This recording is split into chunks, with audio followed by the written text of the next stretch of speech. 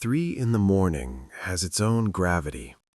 That's when the mind loosens its daytime discipline and drifts toward what it's been avoiding. Their name surfaces like something floating up from deep water. You were almost asleep, or scrolling without seeing, or staring at the ceiling's familiar darkness.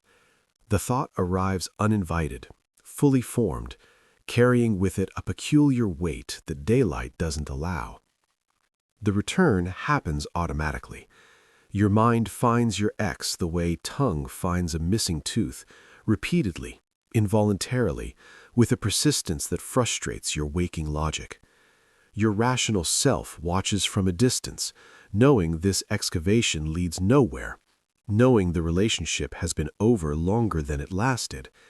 Yet something beneath consciousness keeps pulling you back to examine what was, what wasn't, what might have meant something different than you thought.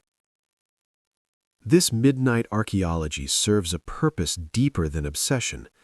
Every significant relationship alters our neural architecture, creates pathways, establishes patterns, forms expectations that become invisible until they're disrupted.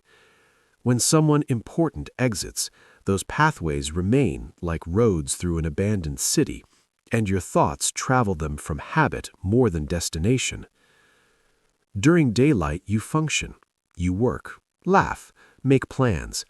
But in unguarded moments, waiting for coffee to brew, sitting in traffic, the space before sleep, you conduct mental autopsies, reconstructing conversations with surgical precision, editing your responses, building arguments you'll never deliver. Your mind becomes a courtroom where you serve as prosecutor, defense, and jury in a trial that has no verdict, no resolution, only endless testimony. What you're processing runs deeper than simple loss. You're mourning the person you were inside that relationship, the private jokes that now have no audience, the references that became a second language, the version of yourself reflected in their particular way of seeing. That self hasn't simply disappeared. It exists now without context, like an actor performing to an empty theater. Consider what your brain is actually attempting. If this connection mattered profoundly, shaped you, changed your trajectory, how can it suddenly occupy no space? The intensity of past feeling doesn't align with present absence. This cognitive dissonance demands resolution, so your mind returns, trying to downgrade significance or upgrade understanding to make the before match the after. Often the return isn't even about the specific person. It's about the emotional state they represented, being known without explanation, the rhythm of established intimacy, the particular safety or excitement or possibility they held. You return to the feeling more than the individual, to the psychological space more than the actual relationship. Memory plays its own cruel game here. Pain fades faster than sweetness. The frustrations blur while golden moments remain in high definition. Sunday mornings crystallize. That particular laugh preserves perfectly. The moment when everything aligned holds its shape while all the misalignments dissolve. Your mind curates a gallery of best moments, making the loss feel larger than the relationship actually was. Digital preservation makes this return almost inevitable. They exist in your phone's memory, in tagged photos you can't bring yourself to untag, in playlists that streaming services suggest without warning. The algorithm doesn't recognize emotional boundaries. Technology preserves relationships in amber, making acceptance of ending feel like denial of evidence. Then there are the futures that never arrived. The trip discussed but not taken. The apartment imagined but not shared. The problems you planned to solve together. These phantom tomorrows haunt as persistently as real memories. You grieve the trajectory as much as the person, the direction as much as the companion. The waves vary in intensity. A found earring brings a gentle ache. A song collapses time violently. Suddenly you're back in their car, windows down, singing badly, believing in permanence. These aren't setbacks in your healing.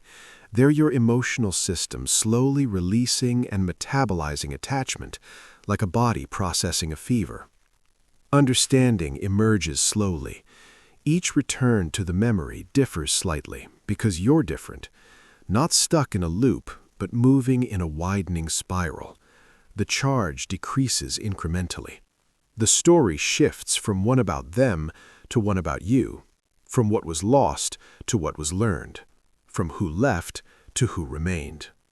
The brain requires time to transform living connection into integrated memory, to shift present tense into past tense, to allow what breathed to become history. This process resists rushing. It has its own intelligence, its own timeline, its own necessary pace. Some part of you might believe that releasing means it never mattered, that moving forward equals betrayal of what was. So the thoughts continue their orbit, honoring through remembrance what can't be honored through presence. But the return serves its purpose.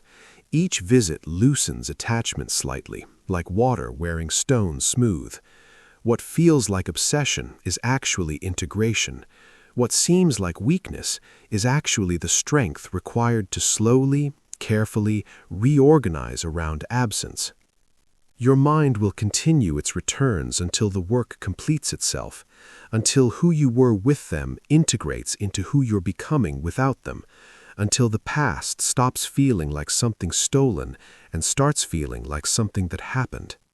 The returning thoughts aren't pathology, they're process, the slow, necessary work of allowing profound connection to transform into profound growth, of letting what was vital become valuable in a different way.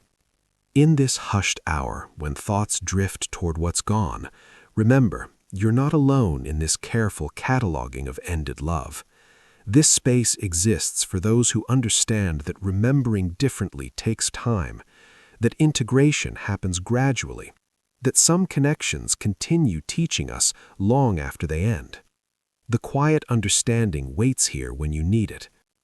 If these words found the right place in you, if they helped name something unnamed, consider staying.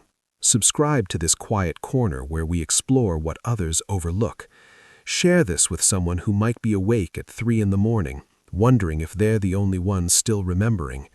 Sometimes the most generous act is letting someone know their midnight thoughts have company.